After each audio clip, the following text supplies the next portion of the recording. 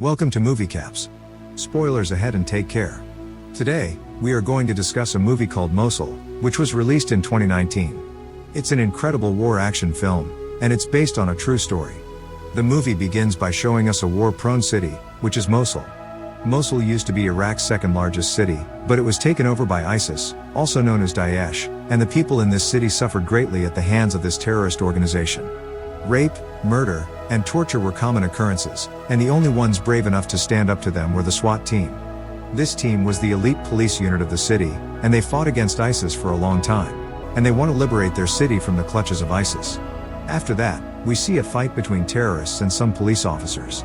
The police manage to capture some of the terrorists, but other terrorists come to rescue their comrades.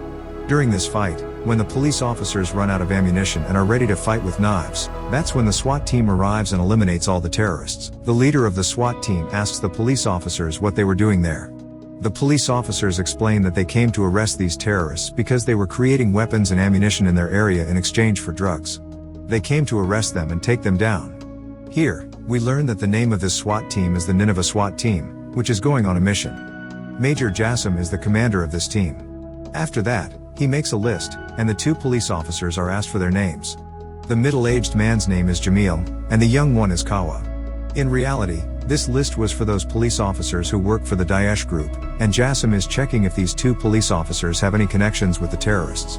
Chief Jassim learns that Kawa lost his uncle during a fight with Daesh, and Kawa is filled with hatred for the terrorists. Jassim asks Kawa to join their group. Actually, Nineveh SWAT team only recruits those solders who have lost their loved ones in fighting Daesh militants. Then, the team eliminates the two terrorists who were captured by the police officers without any questions asked, and the combat uniforms of the team members are given to Kawa. After that, the team proceeds to collect the weapons of the terrorists they had just killed. Kawa is assured that his uncle will be given a proper burial, and his uncle is taken away from there. The team then goes on their next mission with Kawa. After that, Kawa is placed within the team, where he can learn the team's way of operating.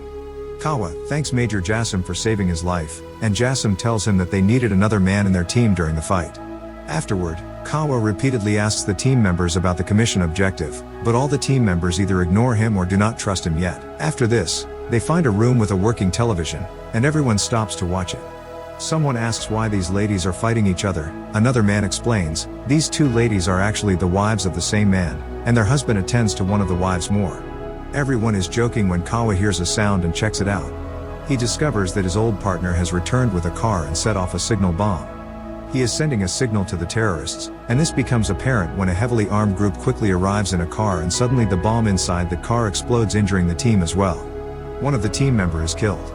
Major Jason is very angry when he realizes that Kawa's old partner betrayed them all.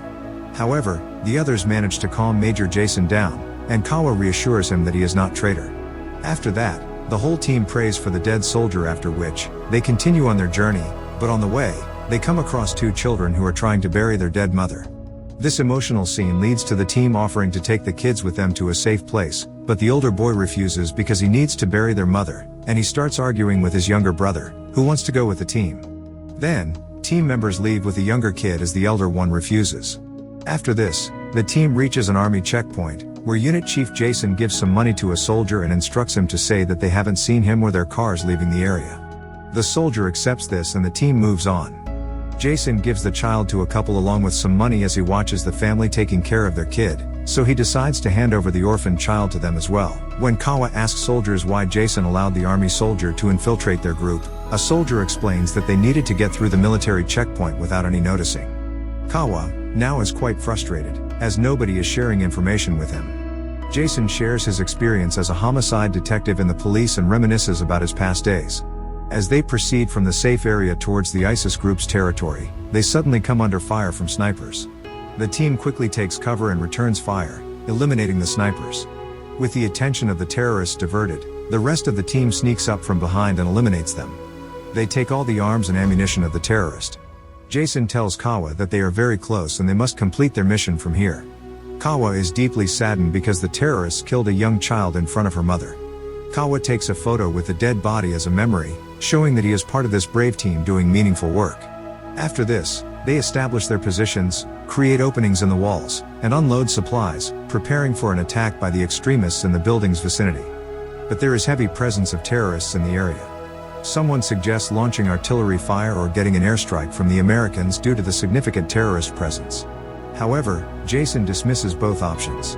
They conclude that they must complete the mission on their own. Suddenly, a loud explosion is heard, and upon checking the situation, they realize that Iranian special forces are involved. Jason decides to engage with the Iranian soldier for a trade. After this, Jason meets with Iranian Colonel Asif Vani, who agrees to provide AK-47 and ammunitions in exchange for the cigarettes. In war zone area, the value of items like drugs, cigarettes, and bullets is significant. Later, Asif Vani suggests checking their captured prisoners for potential soldier. When Chief checks all the prisoners, it is revealed that Kawa's old partner, Jamil, was involved in their betrayal, leading to the death of a fellow team member. Tensions run high as Jassim and Asif Vani argue about whether they should spare Jamil or not.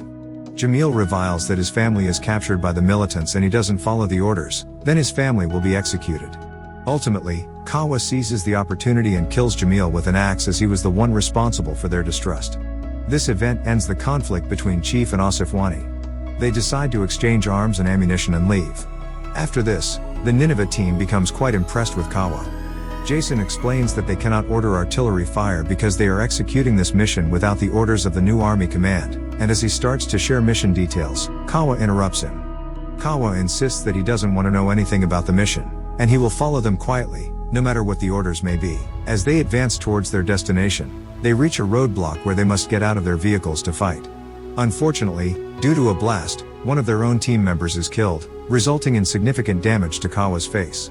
In the heat of battle, even with friendly fire, many people are killed. The rest of the team continues with the mission, and as they advance, they start encountering terrorists in houses. While eliminating terrorists, they make their way to a terrorist base camp. We come to realize that the key to this mission likely involves a man named Walid. However, their luck takes a turn when an RPG round is fired, causing significant damage. Now, they are alert and start firing from both sides. Despite casualties, the team continues eliminating terrorists. Even after clearing the area, one more team member is killed, leaving them with only 7 survivors. Following this, they track down the terrorists in the entire compound and secure it. When the team rests, an accidental activation of a trap by Jassim leads to his death, and after the death of their team leader, this is a heavy blow to the team, and they are emotionally devastated. Kawa is still unaware of the mission's objective, and the situation becomes even more challenging. He tells them that they should complete the mission ahead. This boosts the team's morale, and now their mission's target is only 3 blocks away. Everyone agrees that since they have come this far, they will finish the mission before leaving. With the responsibility of leading the team now in Walid's hands after the team leader's death, the 6-man team moves forward for the next phase of the mission. They reach a building and Walid informs his team that their mission's target is in this very building. As they move upstairs through the stairs and position themselves near an apartment, Walid takes out a key from his boot, which turns out to be the key to this apartment. However, Walid is visibly shaken and his hands are trembling. Wald and the others enter the apartment and eliminates a terrorist, who is high leader of Daesh group.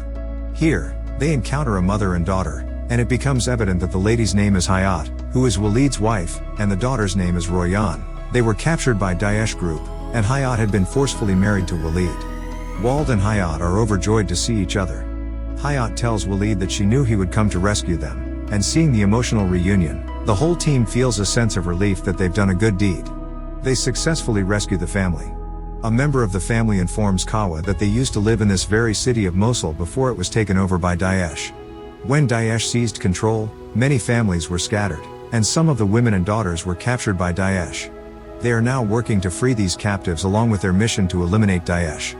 Later, Hayat tells Walid that she is pregnant. He reassures her that it doesn't matter, and he will protect her and their child. At this point, Kawa asks one of the soldiers if Major Jason had a family. The soldier explains that when this city was free, Jason had captured many criminals. However, when Daesh took over, he released all the prisoners and recruited them into his group. Those who Jason had captured, including the criminals, were responsible for the death of Major Jason's family, and their new mission objective is to rescue Amir's son, who is still alive. Amir is grateful for the team's efforts, and Kawa is now fully committed to this mission. Perhaps this movie is based on true events and has been made in the memory of these brave members who sacrificed their lives for the mission. If you have seen this emotional and wild movie, please share your thoughts in the comments section. Thank you for watching.